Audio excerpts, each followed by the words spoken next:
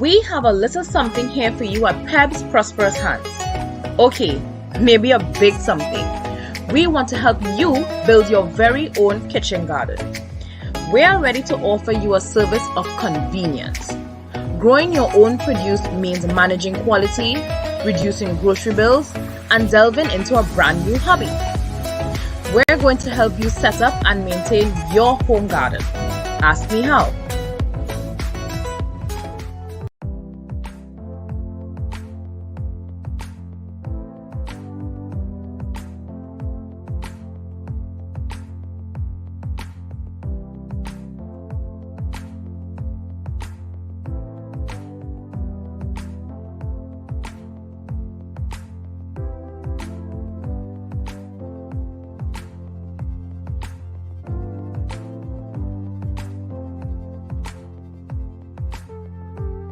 We have a little something here for you at Peb's Prosperous Hands. Okay, maybe a big something.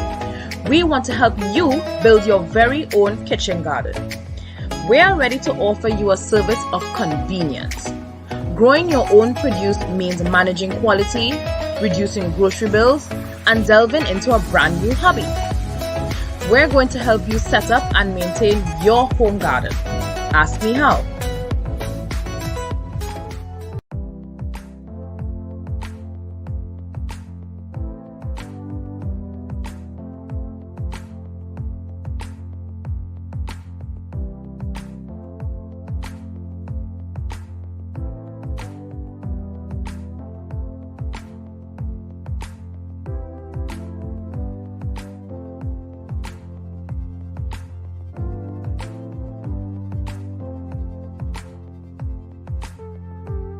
We have a little something here for you at Peb's Prosperous Hands. Okay, maybe a big something. We want to help you build your very own kitchen garden. We are ready to offer you a service of convenience. Growing your own produce means managing quality, reducing grocery bills, and delving into a brand new hobby. We're going to help you set up and maintain your home garden. Ask me how.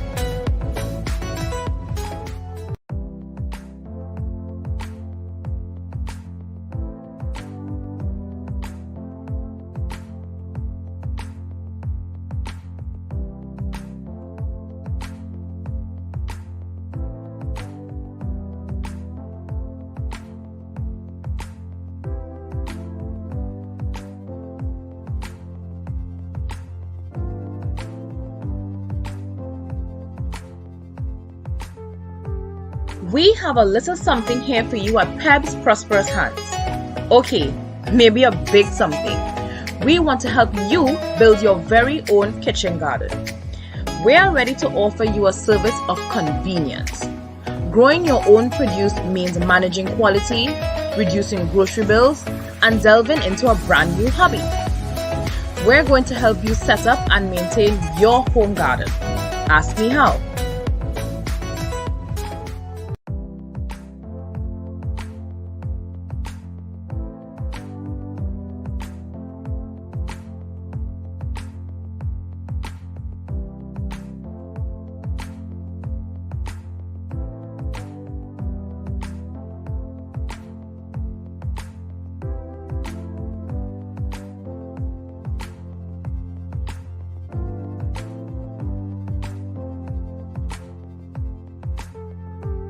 We have a little something here for you at Peb's Prosperous Hands.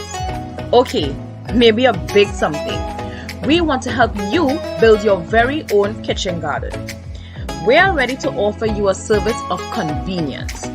Growing your own produce means managing quality, reducing grocery bills, and delving into a brand new hobby. We're going to help you set up and maintain your home garden. Ask me how.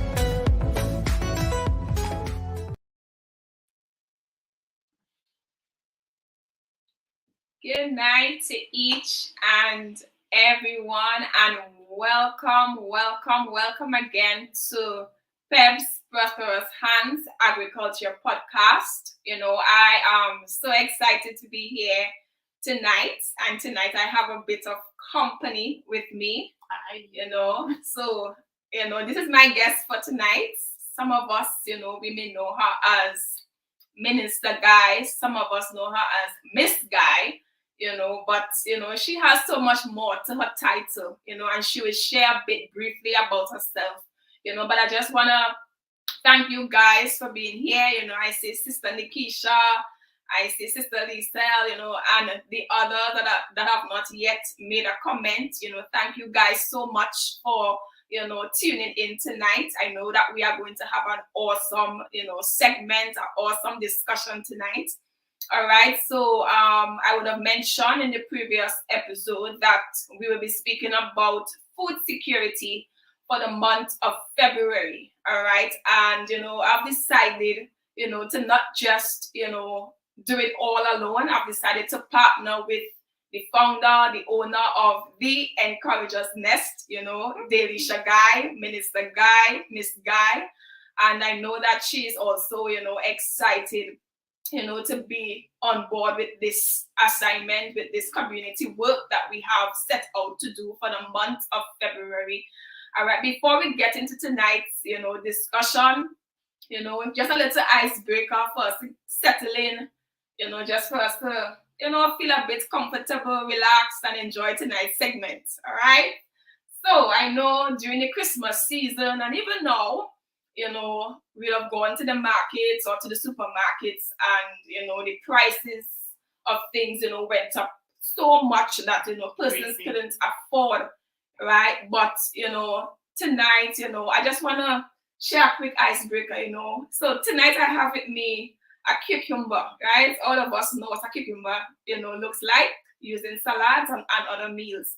You know, what was the last price you remember paying, you know, for a cucumber, a pound of cucumber, or, you know, 2 pounds? What was the last price you can record paying? You know, don't be shy. You can drop it in the comments. Feel free. All right. I believe the last price I would have paid for it in December would have been, was it $14 a pound? I believe somewhere around there. So let's wait to see what they're so I'm going to say. waiting to see what the others have to say.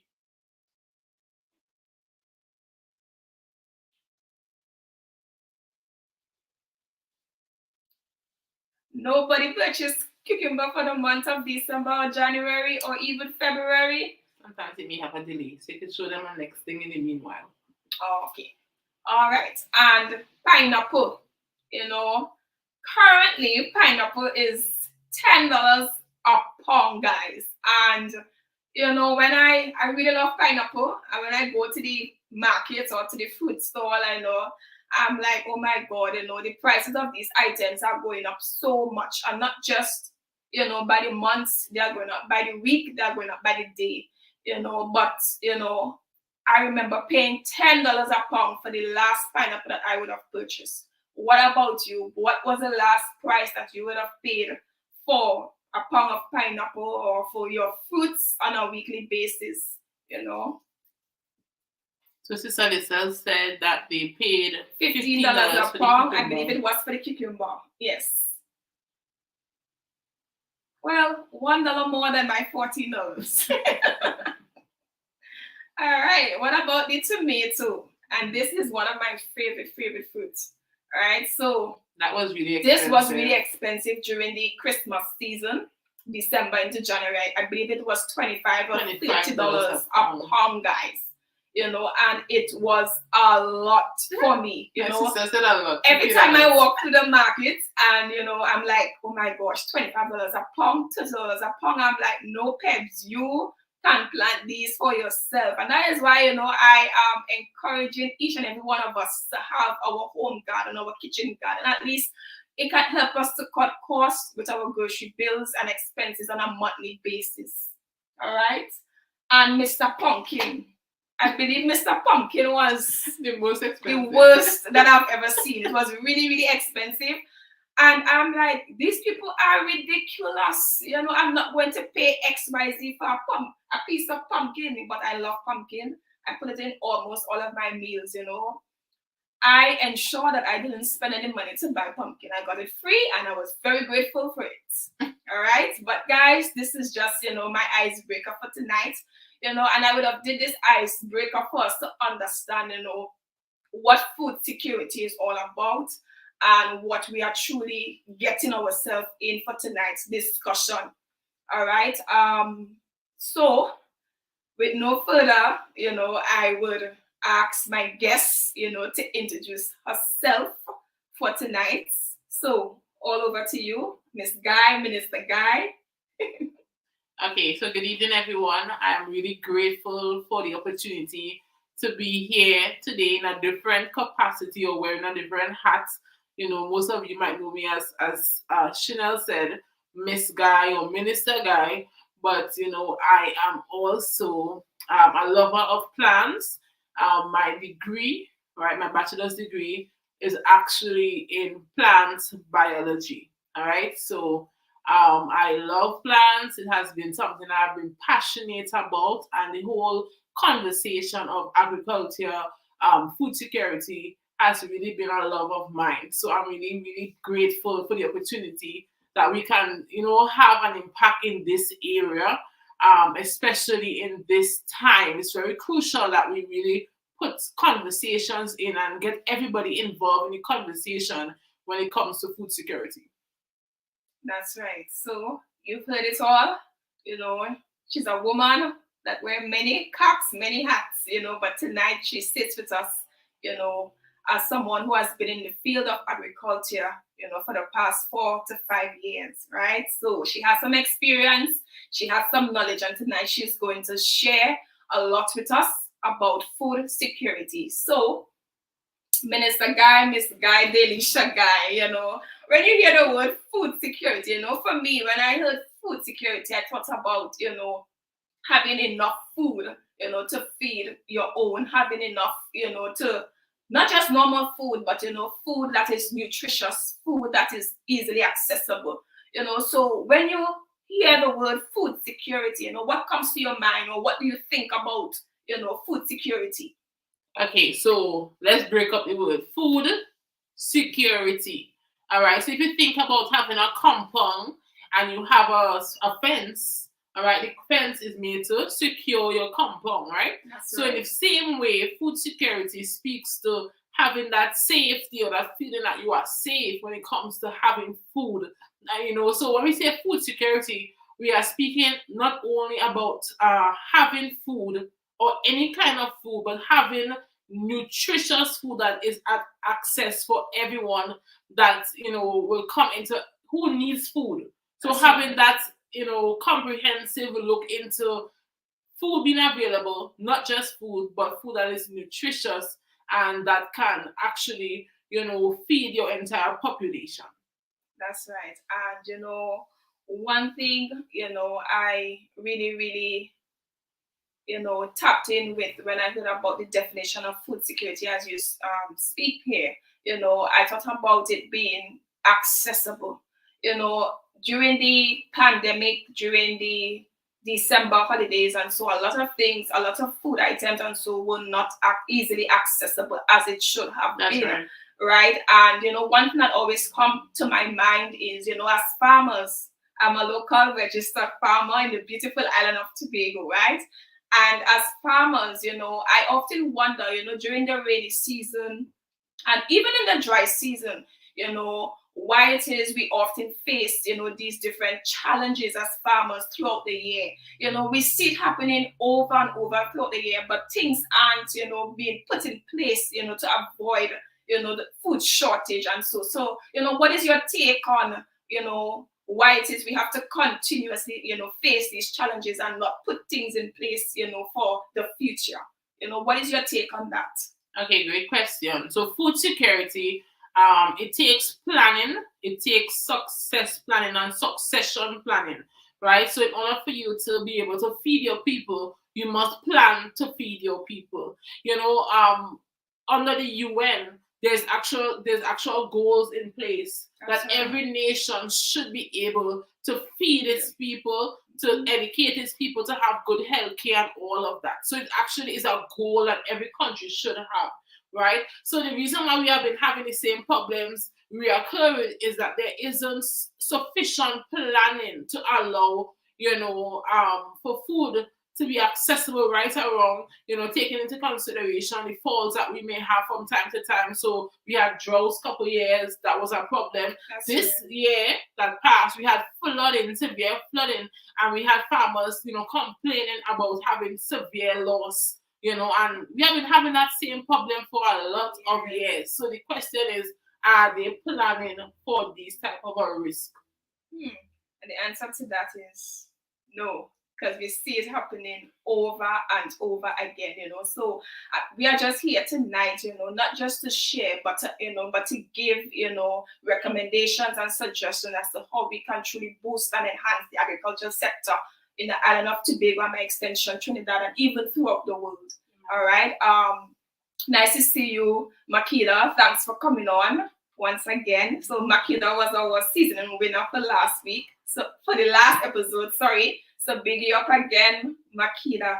And with food security, it's not just about, having food, it's not just about having nutritious food or making it affordable, or having adequate food. But there are a lot of benefits, that is related to food security. All right. So Ms. Guy, tell us a bit. What are some of the benefits, that we can share with our people tonight, with our audience tonight, about the benefits, of food security?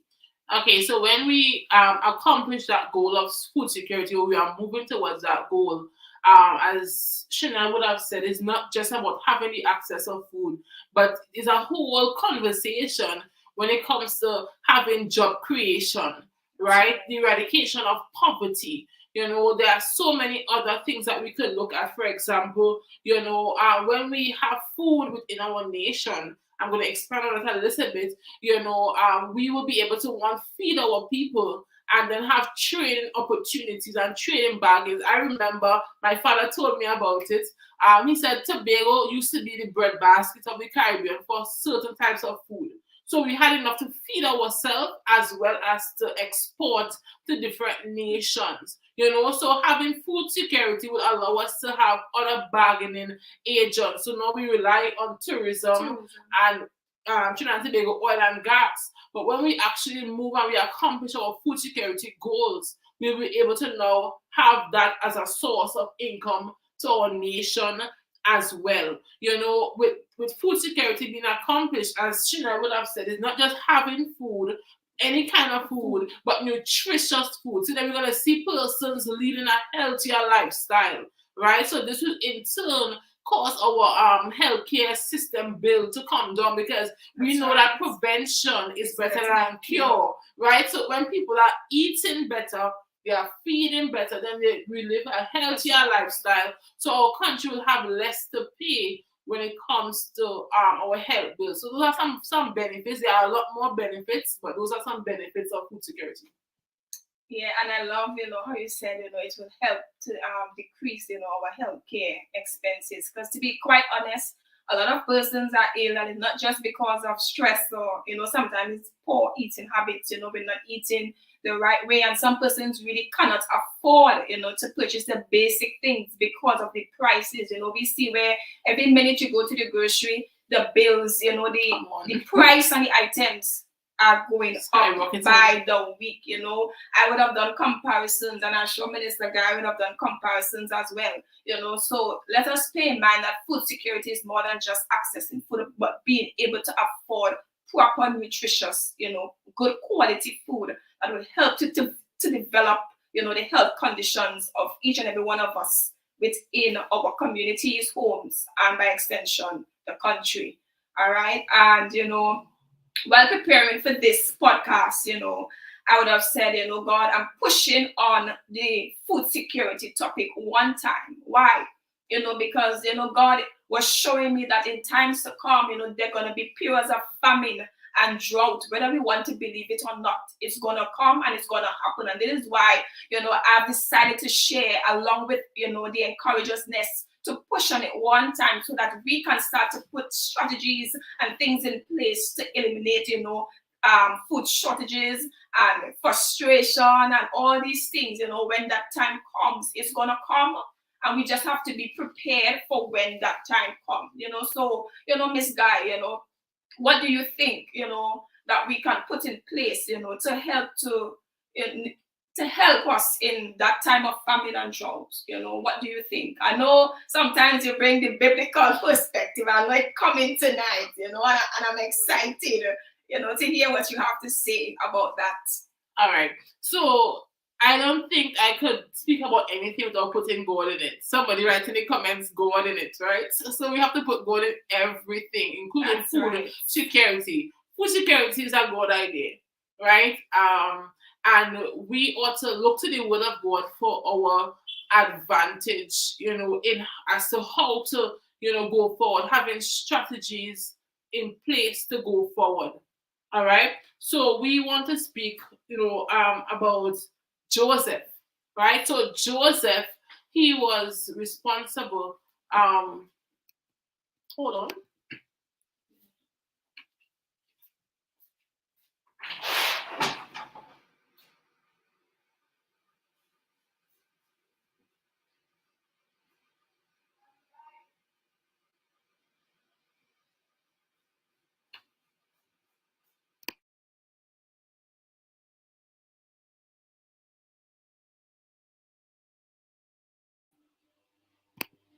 All right, so Joseph, he was quite instrumental and he was raised up and called by God to actually function in the area of food security. And when we speak about Joseph, people tend to stick on the fact that Joseph was treated bad by his brothers and sold into slavery. And we can have a whole Bible study here tonight, but we're not here for that.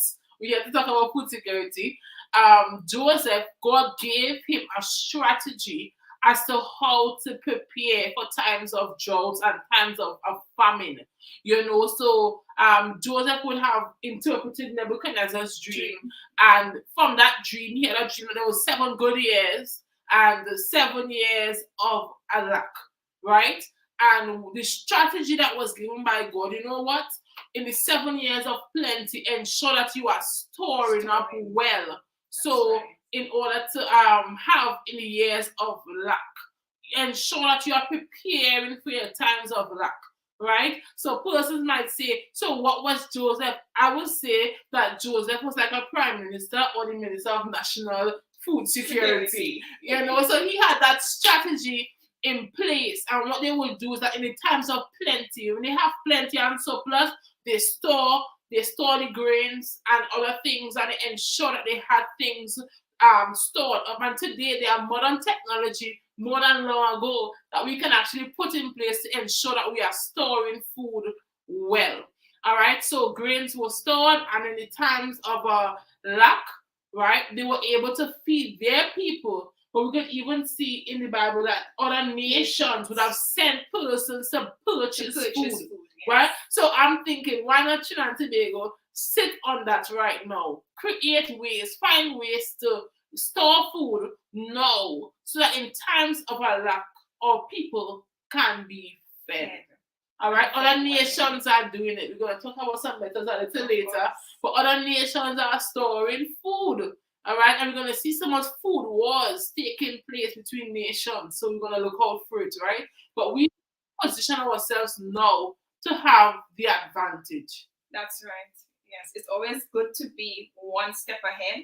It's always good to be in a place where we are at the advantage. All right. And I really hope that, with all that will be shared here tonight, that, we will truly go to our various homes and spaces and think about it. It's not just for the farmers, like I always say, but it starts with us as parents, as grandparents, as uncles and aunts.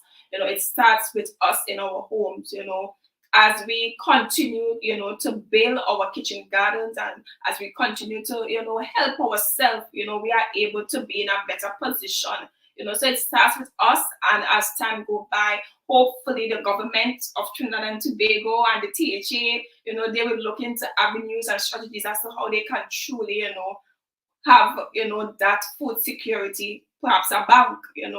I know in Tobago we have the Tobago cold storage, right? And I know they mainly store like meats, and so I'm not sure if there's any other food bank in Tobago that's that stores grains, etc., or even in Trinidad.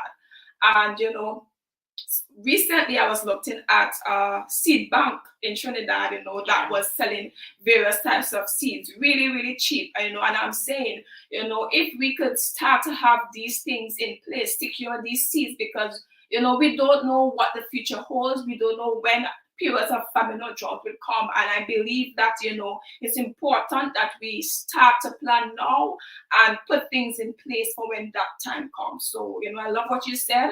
And I myself will take it into consideration and, enhance, on whatever means or areas I can improve on, to help not just myself and my family, but the Tobago community on a whole.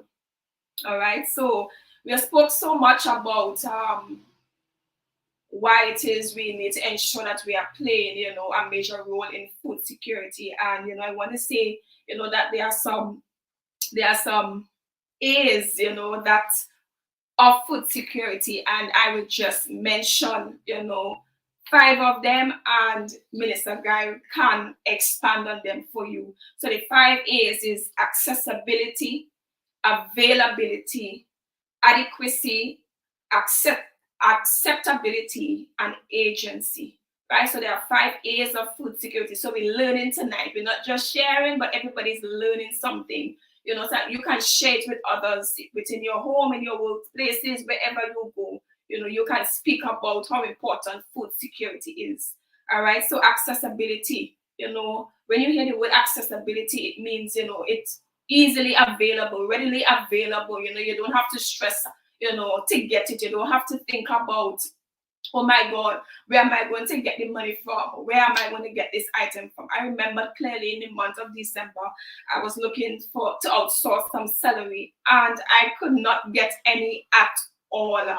And even the ones that I could have got, they were really, really expensive, really, really expensive for the quantity. And that is why, I'm stressing so much on the importance of food security. So we have 5 A's, and it would be really nice if it is we remember at least one of the 5 A's, which is the easiest one, accessibility. I guess somebody could drop them in the comments for us. So that would be nice. As we describe them, just drop it in the comments for us. That would be really awesome.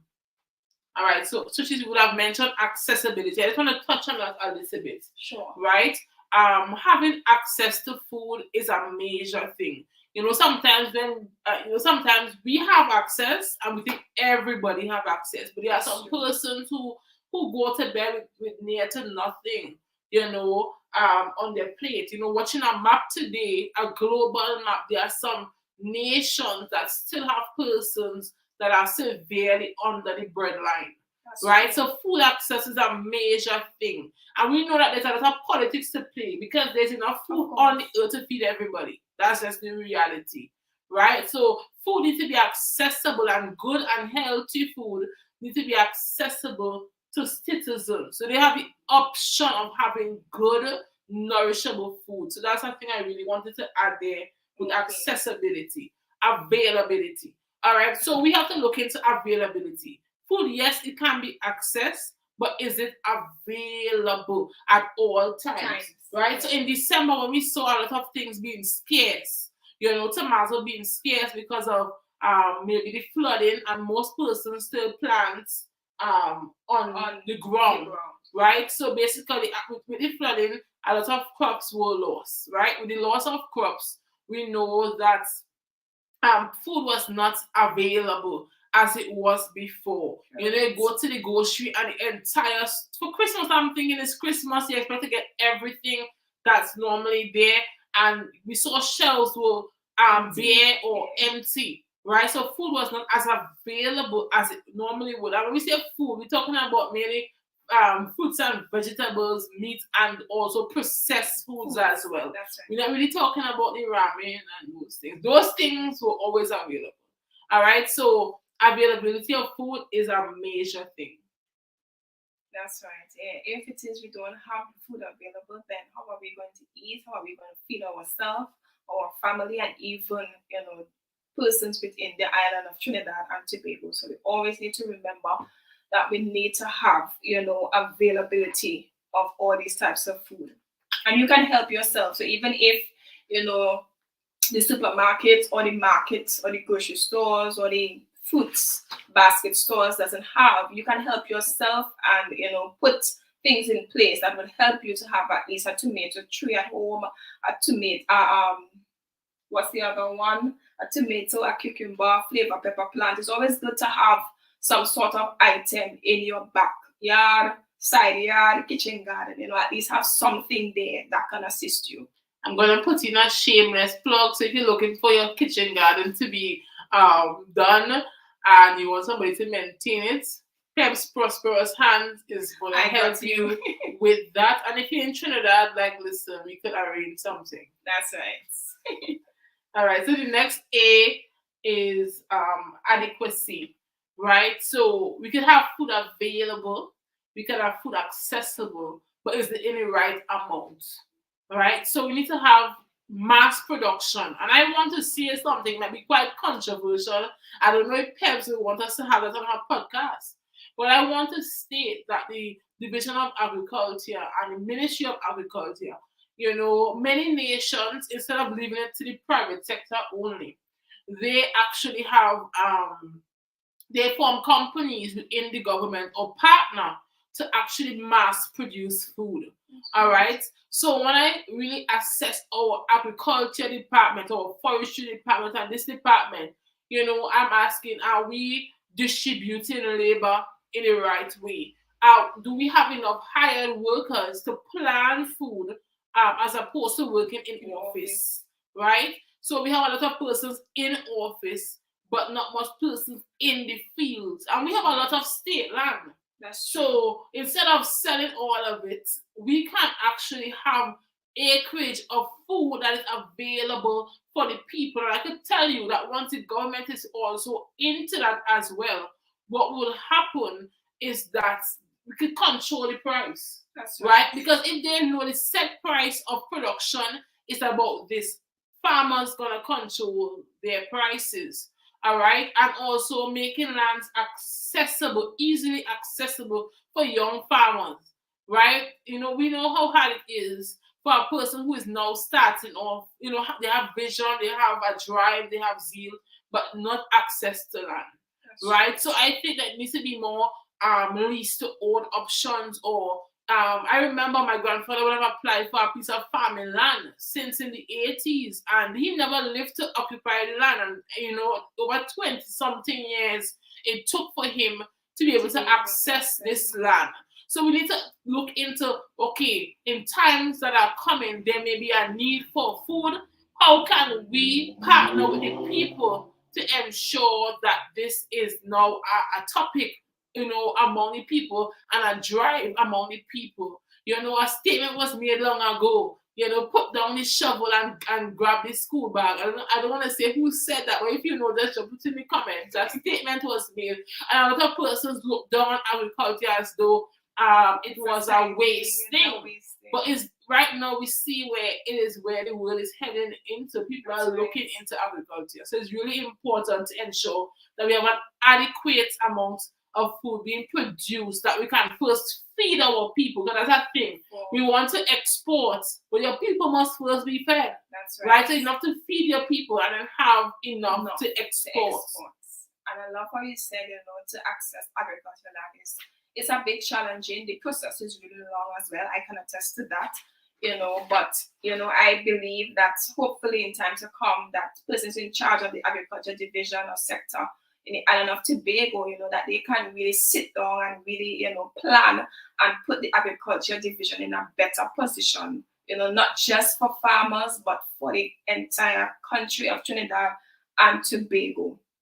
All right. And, the other one is the agency. It's not just about us being able to supply, nutritious food for persons or for our families, but we must have agencies that we can connect with, to be able to help us push that drive within our communities, within our countries. All right, when you look at United States and these other countries, Euro, and so you can see, they have so many connected agencies to help them push on the agriculture sector. It's not just about planting, they have the operations, you know, they look at trading, they look at so many different institutions and agencies that can truly help them, you know, to maintain that level of, you know, farming that they do on a daily basis. So I think, you know, we in Tobago, we in Trinidad, you know, we have some work to do. You know, we are a little laid back, but you know,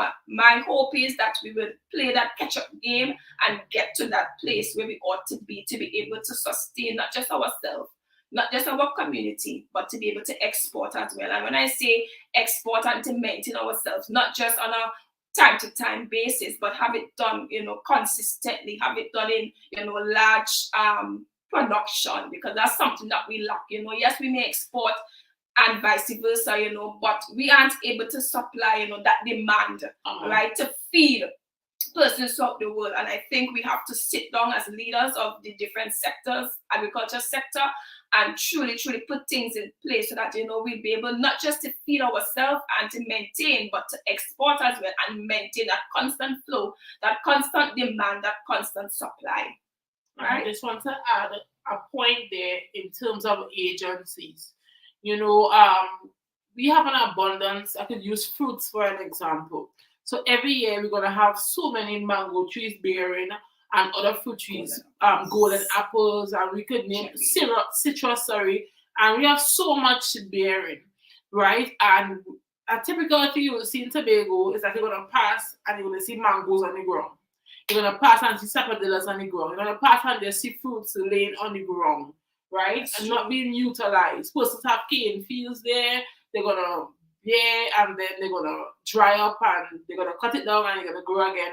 And we have so much food, but we have a lot of wastage. So that's the next thing we have to consider when we speak about food security. So we have to think about how can we take these fruits that are available, you know, to us readily and turn it into a product that can now be worldwide and exportable, right? So then that's where food processing comes into play, right? That's where that's where that comes in to play. I see somebody saying with Eric Williams who said, grab this food bag and put it on the shelf. He said it in truth, right?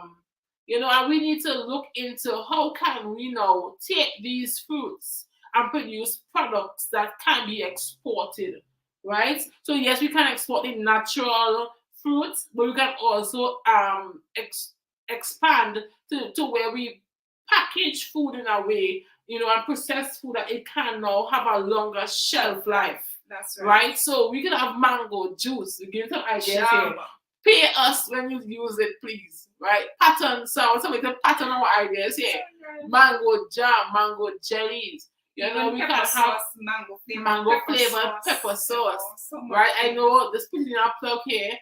Sophia Thomas, she makes a really awesome passion fruit flavored pepper sauce. Right? So we see where we can now hold on to our culture where we can make these things using our fruits and vegetables, you know, and then we can now be on the market for something else other than just a natural food. Pumpkin pepper sauce, pumpkin paste, like tomato paste that can be made as well, and so much more. And I want to say to Chanel that, you know, we can't leave it up to the farmers to decide what they're going to do with it. That's right. In Jamaica, and I love Jamaica, and I'm going to tell you on why. They are very driven, right, when it comes to agriculture. What they do for their people is that they take the work off of the hands of the people. So they tell the farmers, you plant and we sell for you. You plant and we get you suppliers, we get you persons to purchase. You plant and once you bring in, so for example, I know of a farm where they only do hot peppers, right? Scotch bonnet. And they would collect the bags from the agencies, they will weigh them, and then they will carry them in for inspection. So they will reap them, bag them out, weigh them up to be a certain weight, and then they carry them in for inspection. So then now the farmer now could just take a sigh of relief. When they carry it in, they're going to wait to ensure it's the right weight. They're going to check all the peppers to see none is spoiled, and then the farmer could just go back to planting. And then the agencies now take it from there, then ensure, okay, the person who wants to make pepper sauce, they could come to the agency and buy peppers. Then persons who want to get it in foreign countries, because we know that the Jamaica Scotch bonnet is very wild, across the world. People know about it, so they actually export it to the UK, export it to the US, export it to Canada, and the farmer could now focus on farming. The food processor could now go to the agency, and then they have a smooth flow. So the agencies come now to aid the farmers. All right? They come to aid the farmers. When I was in Jamaica as well, I met this lovely guy. His name was Mr. Roo. And his farm, he basically did greenhouse farming. So his main crops were lettuce, tomato, and sweet peppers. And he had other stuff, but his main crop was lettuce, different types and grades of lettuce, peppers, and tomato, different colors, right? And basically, he bought one greenhouse, right? And through these international agencies, I believe it's the World Food Organization, he was able to acquire 3 other greenhouses. So there are these possible things that our farmers don't know about. So I believe so as well, Chanel, that there needs to be a lot of sensors, sessions, sensitization sessions to make the farmers know what is available to them. Make them know, okay, you could write to this agency, also they could take off the import bill on bringing in certain things. So you will actually allow the farmers to have a greater opportunity to have access to these things. I'm excited when she asked me to talk about technology and food security. And I just want to stick a pin, to what she shared. As a young farmer, it is really tiring to do farming, especially if it's a second form of income. I can attest to that. And I always used to say, farmers work really hard. They give up their best to ensure that they can supply the island of Tobago. And I often wonder, why the Division of Agriculture, don't do like advertising for these farmers, to help to sell their produce and their products, even for agro-processors. A lot of times we forget the agro-processors, we only focus on the farmers, but, the agro-processors are doing a lot more now than before. All right. And, my hope is that, we would really tap into our resources and utilize them to the best, so that Trinidad and Tobago can truly be, back on the market. We can be a better place, within the agriculture sector. I agree. Right. And, I always ask for recommendation and suggestion. But before I do that, I'm seeing a comment here from Miss Alexander. And she says, I also think getting the kids or younger generation to under the importance of food security for generations to come will also create long-term security and a monopoly for export in that region. And I totally agree with that statement. Just as how, we pass on, our knowledge with education, to the younger generation, sports and so to the younger generation, agriculture plays a major role within any nation, and it's something that we ought to push at, and to encourage the younger ones, because at the end of the day, when the older ones pass on, who is going to maintain, who is going to uphold that, that consistency. That's and right. That is why we have to ensure that, even now, I'm saying we need to go into schools, the Division of Agriculture, they need to have stuff placed in schools, so that these children can not just learn about math and English, and Spanish, they can also have that, that extra curriculum activity, farming, a lot of persons look down on farming, but to be quite honest, once you have a genuine passion for it, it brings you a peace, it brings you a joy, it helps you to, to unwind from a stressful day. And, it helps you to even, eat better, when you are able to help yourself to plant your own food, if it is you are up late in the night and you feel to have, some steam pak choy, you can just walk outside quickly, you cut a nice pak choy and you steam it. You don't have to wait till the next morning to go to the market or to call a friend over to bring something for you. And that is the place that we have to be. So I really, really love that, that statement that you made. And I know that Pep's Prosperous Hands, will come on board, with the younger generation in time to come. I have my daughter a lot in my business, not because she's a child, she's only 7, but sometimes she will come to the farm, she would help pick, she would take pictures, she would wet, She'd be like, sometimes, mommy, the sun hot, I'm tired, let me go. But, I always try to have her a part of what I am doing, because at the end of the day, when I get old and cold, sorry to say, she has to be the one to carry on Pem's prosperous hands. So I really, really love that statement. Thanks for sharing. All right, so Miss Guy, before we leave this platform, there are some suggestions and there are some recommendations that I know that you have, to truly boost the agriculture sector in the island of Tobago and extension Trinidad, in relation to food security. What can we implement? What can we, seek advice on? What can we put into place? I would have listen to you sharing about, in the US, they have food banks like storage, just as how they have it, in Tobago, cold storage, where they have underground freezers and so, so expand a bit more on that, All right. So when we speak about food security, we are speaking both about plants and also animal security, right? And we also talking about even water-based, so even like seafood as well, also fish, right? There are many nations that are not even just waiting for the sea to give them, but they have on-land tilapia farms, and they are farming the tilapias, on land. They are farming shrimp on land, right, in large pond that was artificially created. So there are other means that we can look into. And I believe at this juncture is a good time to be innovative. All right. So touching on the issue that you would have mentioned earlier, concerning every October, November, December, when we have flooding and rainy season, one of the things that we can consider is planting off of the ground. I do that a lot at my farm. Right. So having raised beds, yes, it's going to cost more, but food is going to be available. So you're talking about one of the A's, and accessible in that time, right? So greenhouses is a good way to look into having more plants that are done off of the bed, right?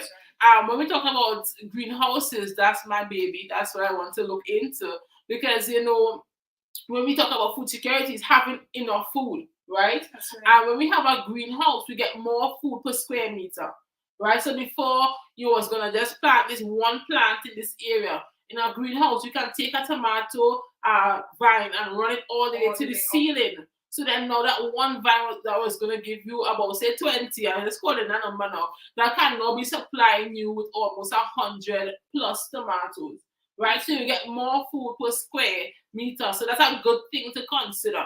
When technology, is in place right now, you can have greenhouses where you don't even have to be present to turn on the water. On your phone, you click water on, this, that, and you can control all of your stuff. You can watch your cameras, all these things to test. If you're using soil, you can use soil, or also some greenhouses, they use aquaponics, where they basically plant using fertilized water.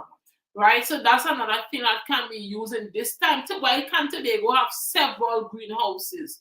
Right, I know some people have it privately, but it should be a place where you can have field trips, taking the children out to see greenhouses and getting them involved from very young, in the conversation of food security. So that's one of my recommendations. In terms of storage of food, right, what we can do is find ways of drying food and having storage areas. So like in the US and all of these called first world countries, they basically have large storage places where they store grains. They're gonna have rice for the next how many years. They're gonna have meat storage. So right now, I think sometime last year before, there was a shortage of beef, but really and truly, there wasn't really a shortage of beef. There was a shortage of beef that they could have sold, but they had enough to store. Right? So in times of famine, they're going to be putting out some beef. Some of the bacon that you're getting, that pork was actually stored over 10 years ago, and they decided to store it under a very low temperature to avoid like bacteria and stuff from taking it over. So these countries are preparing. So then when there is a drought, or when there is famine, guess what? They're going to sell it, but for sky high. Right? One of the things that we can also do long ago, Tobago had so many varieties of ground provision, right? And what will happen is that we don't have a comprehensive culture bank or seed bank.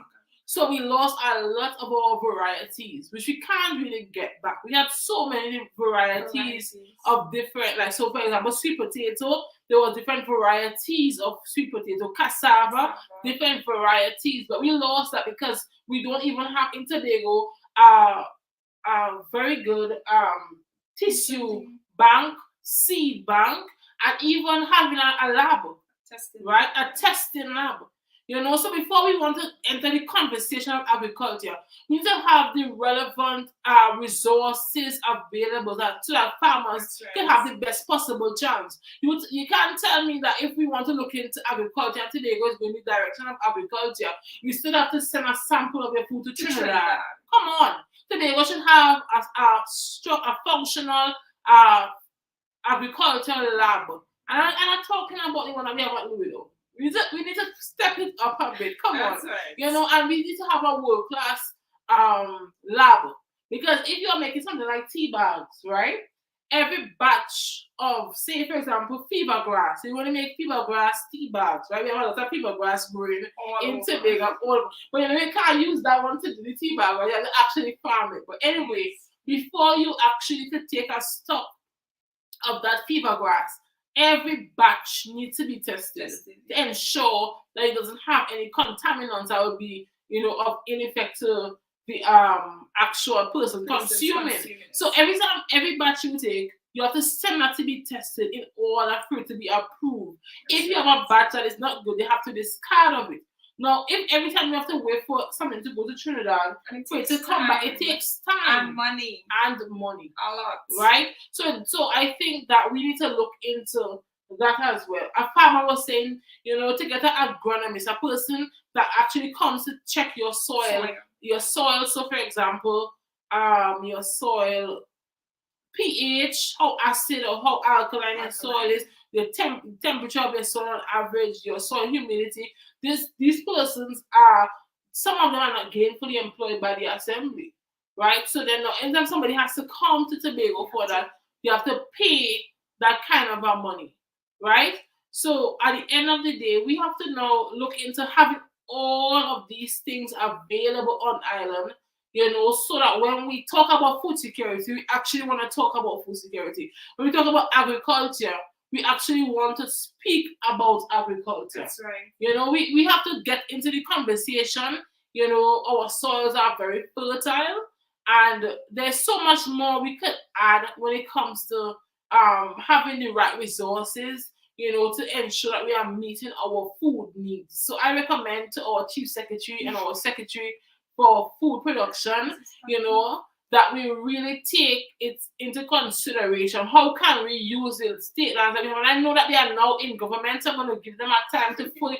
No, you have to give time, because these things take proper planning and stuff. So I will give them time to set up their plan. But I really hope that we're going to take land and plant food. And don't tell me people don't want to plant food. That's not it. People are going to do what they can do once given the availability, and also even the teaching. So we can have a lot of educational sessions as to how to care for this. And I know that they have a lot.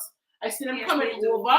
So another suggestion I have, though, is that most of these things happen during the day. Yes. And most persons are going to tip their hand into agriculture while a lot of persons are working. My suggestion to that is that they have live streams, do it like on a lunchtime, and have live streams where people could actually log in and have the information.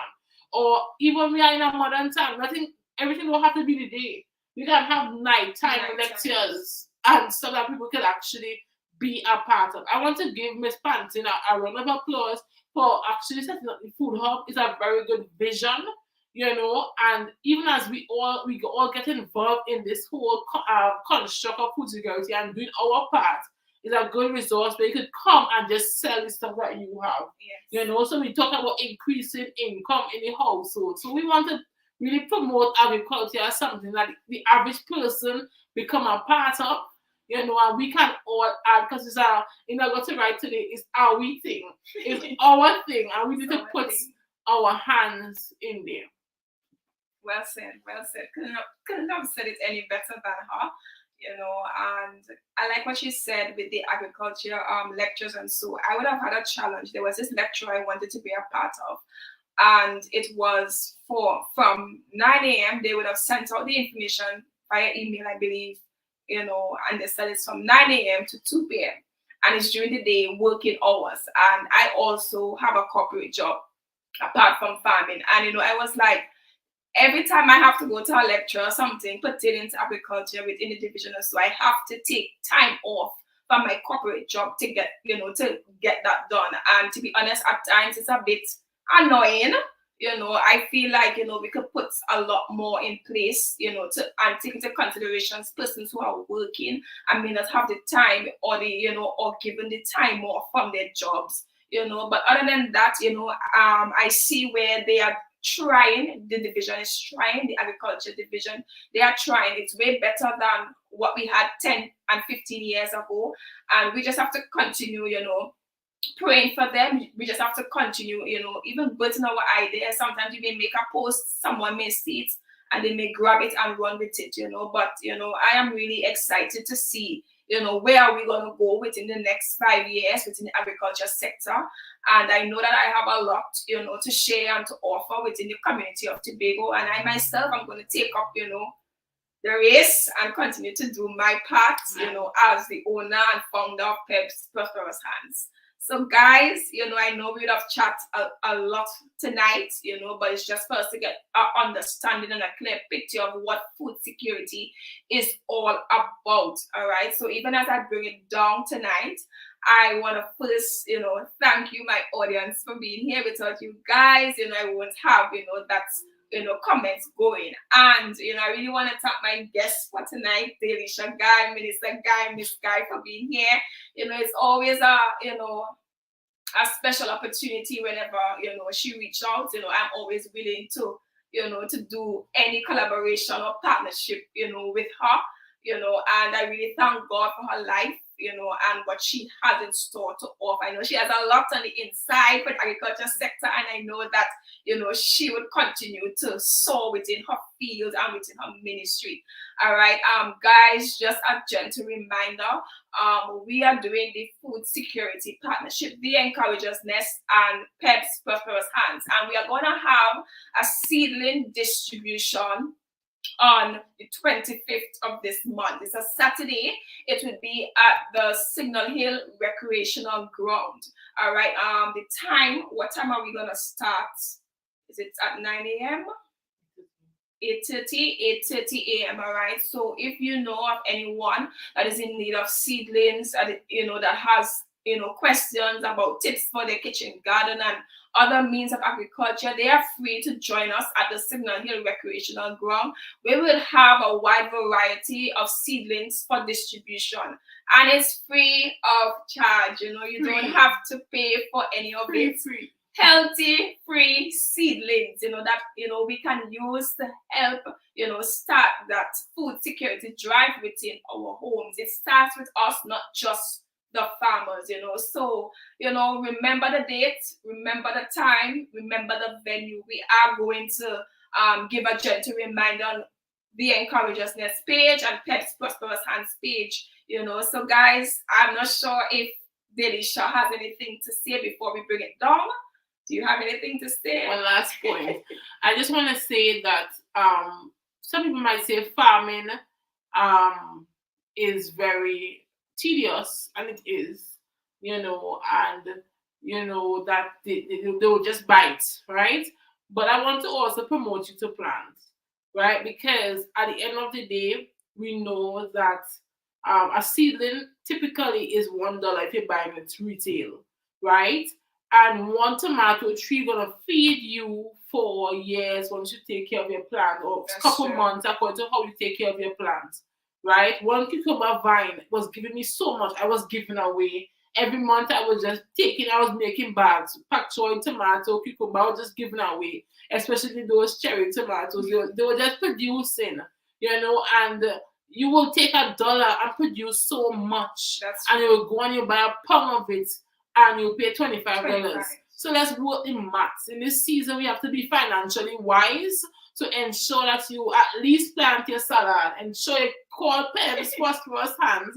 She will come and set you up with a nice kitchen garden. You're going to get your tomatoes, your cucumbers, your peppers, your pak choy, your lettuce. Listen, that just buying those things, you just save almost $200 from your grocery bill. That's a lot, right? So let us now think about it on a ground level basis. Your average day, how much money you're going to spend versus how much money you can save, and really, really put your hand to the soil. And I could tell you sometimes that's a good stress relief when you go out there to plants and you're talking to them plants and you're just getting a part of it is very good for your mental health. So plants. And I want to add to that statement, sometimes we say, oh gosh, it's a lot of work. But to be honest, there are a lot of short crops, that we can, include in our kitchen garden, like tomatoes, cucumbers, flavor peppers, pak choy, lettuce. These things are short-term crops, 6 weeks, 4 weeks, depending on the type of soil, fertilizers,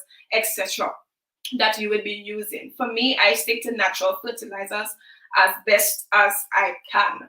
All right, so guys, it's okay to get your hands dirty from time to time, and you have your kids. You can bring them on board with you in the evening. Even if you have teaching work to do, sometimes you're in the garden, you bring them in the garden and be like, okay, and you work around things with them. It's okay. It's always good to spend some time alone. It's always good to have that, de-stress moment on an evening, right? So farming may be my thing, teaching may be her thing, but ensure that you have some sort of farming within your household, within your backyard, within your family.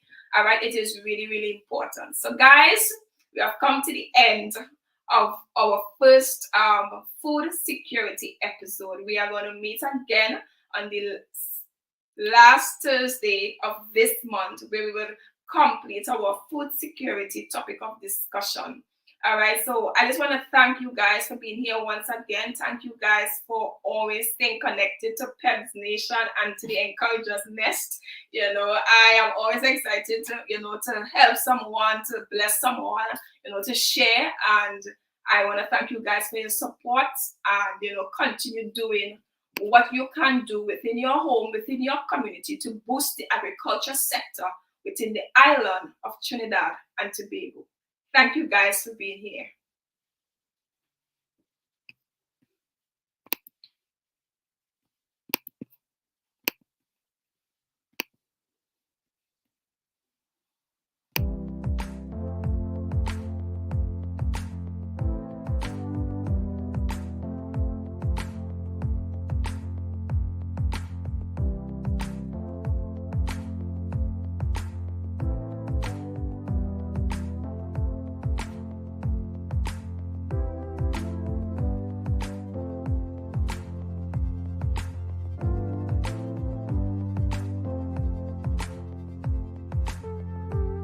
We have a little something here for you at Peb's Prosperous Hands. Okay, maybe a big something.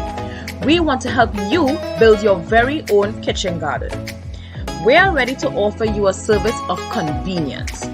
Growing your own produce means managing quality, reducing grocery bills, and delving into a brand new hobby. We're going to help you set up and maintain your home garden. Ask me how.